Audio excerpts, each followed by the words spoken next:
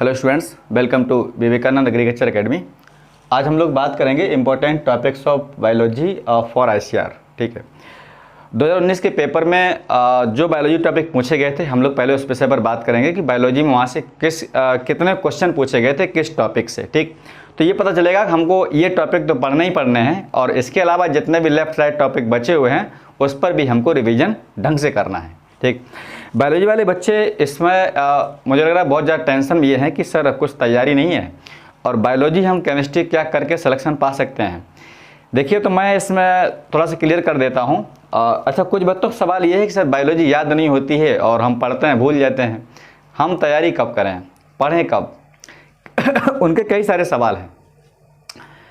तो मुझे लगता है कि जो अगर आप ये सोचते हैं हम केवल बायोलॉजी और केमिस्ट्री पढ़ के सिलेक्शन ले सकते हैं तो सिलेक्शन ले सकते हैं, लेकिन अगर आप चाहें कि हम टॉप यूनिवर्सिटी में जा सकते हैं तो आप विदाउट फिजिक्स के टॉप यूनिवर्सिटी में नहीं जा पाएंगे। आपको 3 सब्जेक्ट तो करने ही करने पड़ेंगे। ठीक है, और हमने ये बता दिया था कि आप बायोलॉजी में क्या करिएगा कि बायोलॉजी में आप पास केवल 2 बुक्स हैं एनसीईआरटी की। ठीक, केवल एनसीईआरटी बुक फॉलो करनी है और कोई बुक फॉलो नहीं करनी है। काफ़ी बच्चे बुक को लेकर के बड़ा ही परेशान रहते हैं, कमेंट करते हैं सर ये बुक पढ़नी चाहिए, कोई बुक। तो एक बुक पढ़ करके कोई भी सिलेक्शन आईसीआर में आज तक नहीं ले पाया है।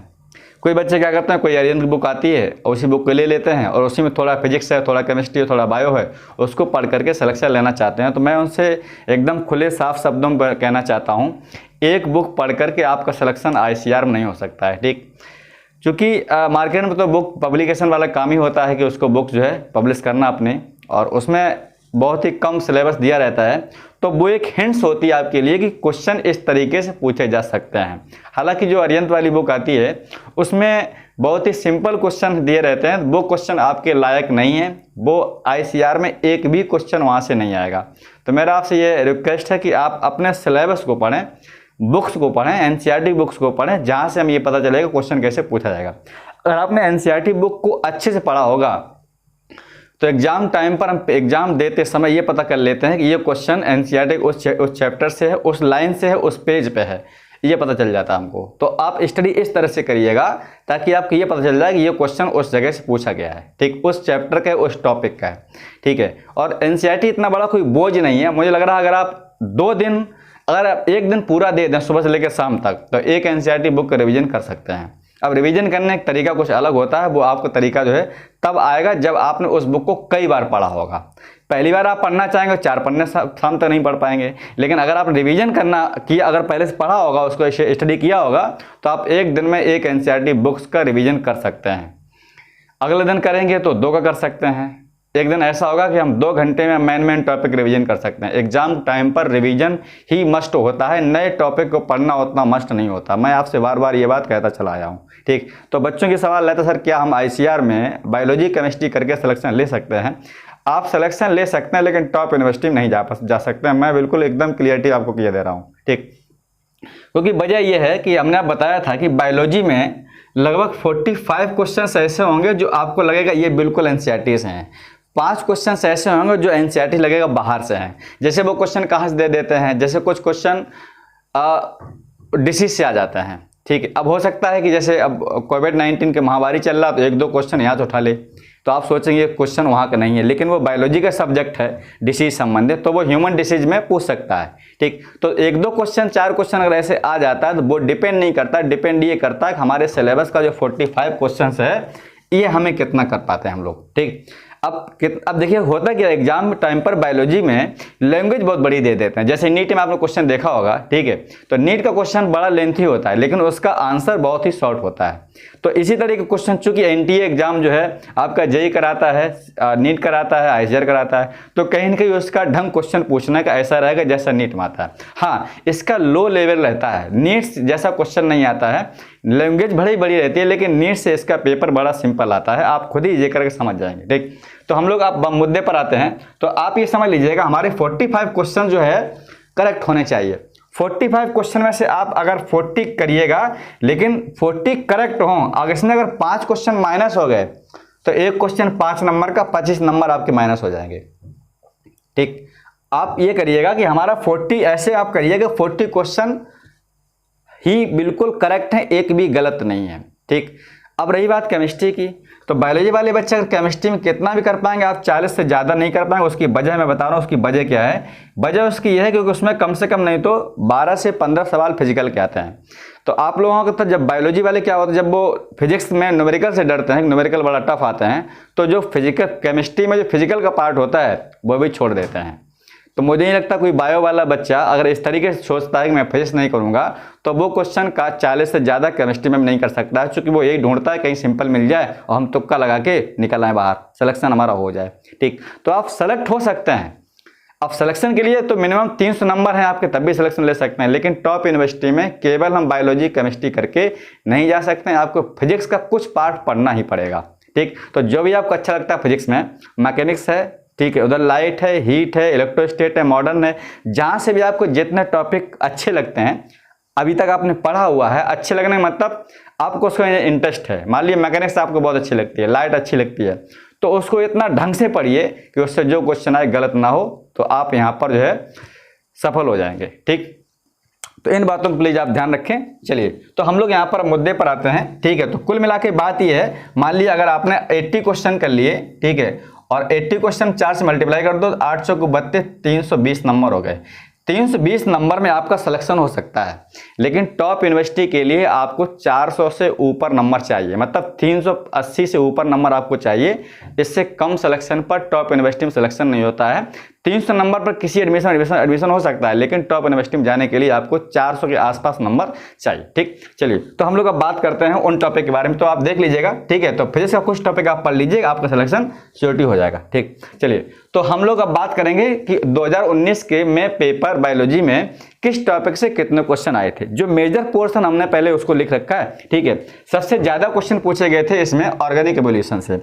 ऑर्गेनिक एवोल्यूशन जो क्वेश्चन संख्या थी वो 8 थी, यानी 8 क्वेश्चन जो है ऑर्गेनिक एवोल्यूशन पूछे गए थे। तो आप इसको छोड़िएगा नहीं, इसको ढंग से पढ़िएगा। ठीक, क्योंकि हो सकता है इसमें जो क्वेश्चन पूछे गए थे उसके लेफ्ट राइट वाले क्वेश्चन इंपॉर्टेंट बनेंगे। तो ये मत सोचिएगा, मैंने जब केमिस्ट्री वीडियो दिया तो अच्छा रिस्पांस आया बच्चन का, सर जो टॉपिक नहीं आ चुके हैं वो टॉपिक तो अब आएंगे नहीं, ऐसा नहीं है। हो सकता है इसमें 2019 में केमिस्ट्री में इलेक्ट्रोमैग्नेटिक इफेक्ट पूछा गया था, हो सकता है उसमें मेसोमेरिक इफेक्ट पूछ लें, रेजोनेंस पूछ लें, एसिडिक बेसिक प्रॉपर्टी किसी की पूछ लें। तो तैयारी करने यही मकसद होता है, जो क्वेश्चन आ गया उसको याद कर लीजिएगा। ठीक, उसके लेफ्ट राइट क्वेश्चन बन रहे हैं और उसको पकड़ लीजिएगा, तो आप सिलेक्शन ही आपका नहीं होगा, आप टॉप यूनिवर्सिटी पा सकते हैं। ठीक, अपने आप कमजोर मत समझिए, आप में बहुत ताकत है, आप उसको एक बार अंजा के देखिएगा। ठीक है, तो यहाँ पर हमारी ऑर्गेनिक एवोल्यूशन क्वेश्चन कितने हो गए? 8। अब यहाँ पर बात करें हम लोग जेनेटिक्स की, तो जेनेटिक्स जो क्वेश्चन पूछे गए थे वो आपके 5 क्वेश्चन थे यहाँ पर। ठीक, इसके बाद में प्लांट किंगडम। अब देखिए ये मेजर पोर्शन है। एनसीईआरटी में 2 बुक्स में जो फर्स्ट बुक है वो बहुत ही इंपॉर्टेंट है। फर्स्ट बुक से कम नहीं तो आपके 30 क्वेश्चन 30 क्वेश्चन आपके आएंगे आईसीआर में, और लगभग 20 क्वेश्चन आपका जो बचेगा वो सेकंड बुक से बचेगा। क्योंकि फर्स्ट बुक देखा हो जो क्लास 11th में है, तो 11th वाली कुछ बहुत ही मोस्ट इंपॉर्टेंट बुक्स है, आप उसको ढंग से पढ़िएगा। ठीक, हम लोग बात करेंगे प्लांट किंगडम। तो प्लांट किंगडम जो हमारे यहाँ पर क्वेश्चन आए थे आईसीआर में, वो यहाँ पर 6 क्वेश्चन थे। ठीक, एनिमल किंगडम जो क्वेश्चन थे वो 5 क्वेश्चन थे। अब आप देखिएगा, बॉटनिक पार्ट मोस्टली पूछा जाता है, मतलब ज्यादा आता है बॉटनिक पार्ट, आप देखे होंगे। एनिमल का पार्ट बहुत कम आता है। ठीक, अब यहाँ पर हालांकि ऑर्गेनिक एवोल्यूशन सो ये दोनों में एवोल्यूशन है। ठीक है, तो जेनेटिक्स दोनों में कॉमन हो जाती है, तो यहाँ 5 क्वेश्चन आना कोई बड़ी बात नहीं है। ठीक है, तो जेनेटिक्स पार्ट बहुत बड़ा है, इसमें डिसीज भी है, ठीक है, ह्यूमन जेनेटिक्स भी है इसमें, ठीक है, ह्यूमन सेक्स डिटरमिनेशन भी है, तो ये पार्ट जेनेटिक्स बहुत बड़ा है। ठीक, तो अब यहाँ पर देखते हैं हम लोग जो इकोलॉजी हमारे क्वेश्चन जो पूछे गए थे वो आए थे 4 क्वेश्चन। इकोलॉजी में आए थे हमारे 4 क्वेश्चन। ठीक, इसके बाद में आपके एनिमल फिजियोलॉजी है, इसमें आपके एनिमल फिजियोलॉजी में क्वेश्चन पूछे गए थे, एनिमल फिजियोलॉजी में क्वेश्चन आए थे आपके 5। ठीक, यहाँ पर क्वेश्चन आए थे आपके 5, और प्लांट फिजियोलॉजी में क्वेश्चन पूछे गए थे, इसमें कम क्वेश्चन थे। प्लांट फिजियोलॉजी में केवल आपके 2 क्वेश्चन थे। एक क्वेश्चन था आपका प्लांट न्यूट्रिशन पूछा गया था, और एक क्वेश्चन आपका जो है इसी में से पूछा गया था। ठीक, तो ये हमारे इधर टॉपिक हो गए। ठीक, अब हम लोग बात करते हैं इसके कुछ बचे हुए टॉपिक्स के बारे में। आप इतना नोट कर लीजिए तो आपको याद रखिएगा, organic evolution, genetics, plant kingdom. ये देखिए हमारा क्लास 11th का सिलेबस है, हमने बताया 11th का सिलेबस पूरा पढ़ना है।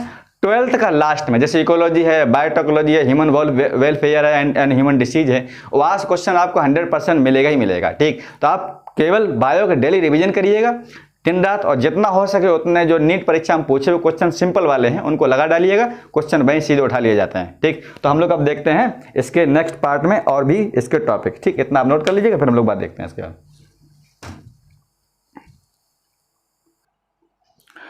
तो हम लोग देखते हैं कुछ अदर यहाँ पर टॉपिक भी जो 19 से पूछे गए थे। ठीक है, उसके बाद आता है आपका ह्यूमन वेलफेयर एंड डिसीज। ठीक है, इसमें आपका ह्यूमन डिसीज से क्वेश्चन जो है बहुत ही इंपॉर्टेंट पूछे जाते हैं। हालांकि यहाँ पर एक दो क्वेश्चन थोड़ा से आउट भी थे, वो हम समझ ही नहीं पाए, चूँकि अलग बायो मेरा बैकग्राउंड रहा है, मैं मेडिकल पर तैयारी किया हूँ तो समझ जाता हूँ क्वेश्चन किस टॉपिक से, लेकिन एक दो क्वेश्चन ऐसे थे जो मैं समझ नहीं पा रहा था वो क्वेश्चन कहाँ से लिए गए थे। ठीक है, तो उसके बारे में बात नहीं करेंगे। ठीक, तो यहाँ पर आपका ह्यूमन डिसीज और वेलफेयर से है क्वेश्चन, यहाँ पर 4 पूछे गए थे। बायोमोलिक्यूल में डीएनए 2 क्वेश्चन पूछे गए थे, डीएनए स्टैंड से। ठीक है, जो यहाँ पर एडेनिन ग्वानिन होती है उसके हाइड्रोजन बॉन्डिंग क्वेश्चन पूछा गया था, कौन कौन से वहाँ पर बॉन्ड पाए जाते हैं, फॉस्फोडाइस्टर बॉन्ड, इस तरीके से वहाँ पर क्वेश्चन 2 क्वेश्चन पूछे गए थे डीएनए केवल। ठीक है, यहाँ पर 2 क्वेश्चन आपके वो डीएनए थे, डीएनए के डबल स्टैंडर्ड स्ट्रक्चर्स। ठीक, इसके बाद यहाँ पर सेल क्वेश्चन था, सेल में आपके 4 क्वेश्चन पूछे गए थे। ठीक है, यहाँ पर सेल बाउंड्री को लेकर के प्लाज्मोडेस्माटा एक क्वेश्चन था और 2 क्वेश्चन यहाँ पर आए थे। तो यहाँ पर हमारा सेल से जो है 4 क्वेश्चन थे। ये सेल एंड सेल साइकिल पूरा है, इसको हम लोग बोल सकते हैं साइटोलॉजी, इसको हम लोग बोलते हैं साइटोलॉजी, या फिर उसको बोल सकते हैं सेल बायोलॉजी, सेल बायोलॉजी।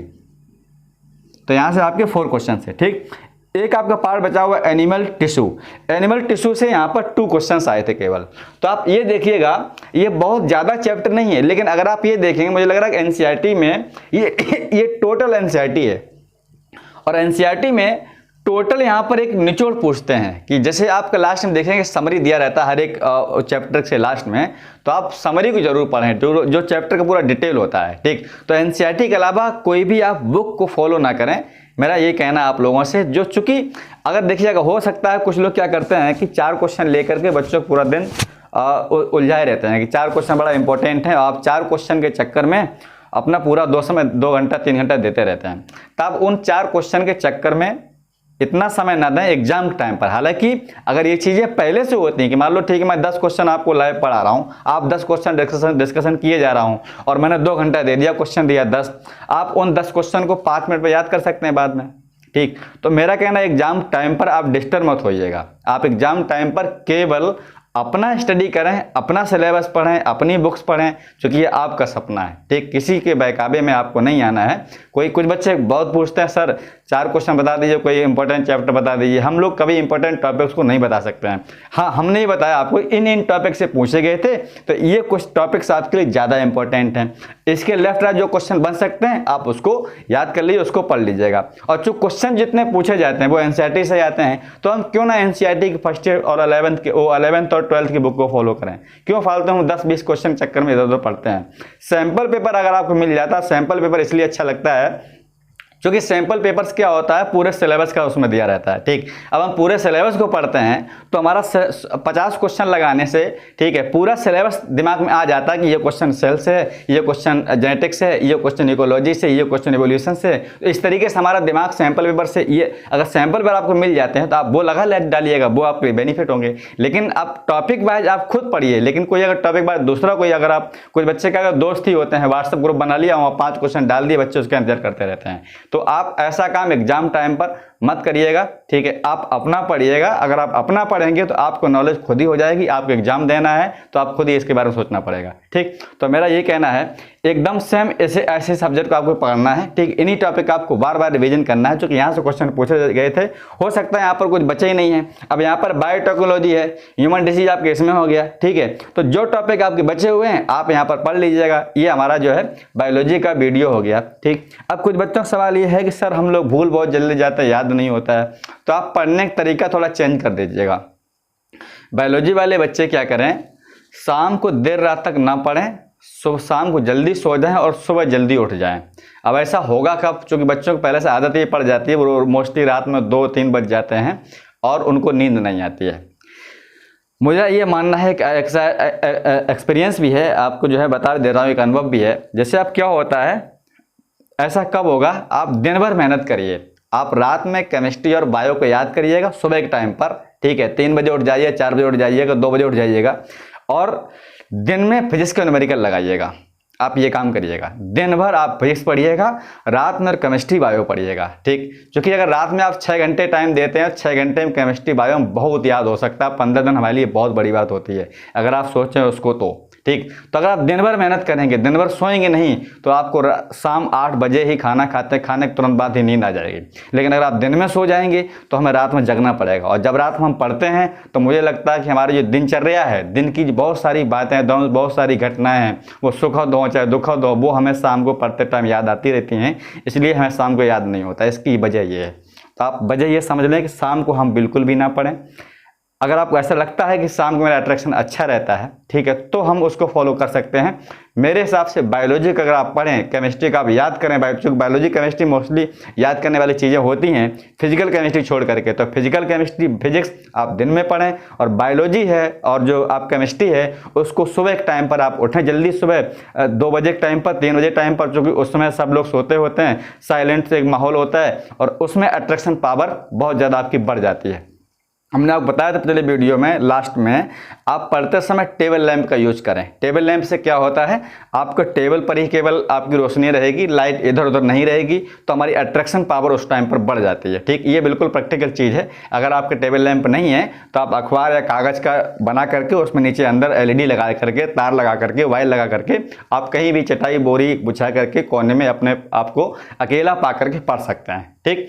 तो इस तरीके से आप पढ़िएगा, बिल्कुल भी घबराइएगा बिल्कुल नहीं, ठीक है। हम आपके लिए ऐसी वीडियो लाते रहेंगे, और बिल्कुल भी इसमें घबराने की कोई बात नहीं है, बिल्कुल नेगेटिव फीलिंग नहीं लाना है, आपको बराबर चलते रहना है, डेली पढ़ते रहना है, ठीक है। अब क्योंकि ये आपका सपना है, आपको मेहनत करनी पड़ेगी अगर आपको अपने सपने को पाना है तो। इसमें और कोई सहभागी बिल्कुल भी नहीं हो सकता है।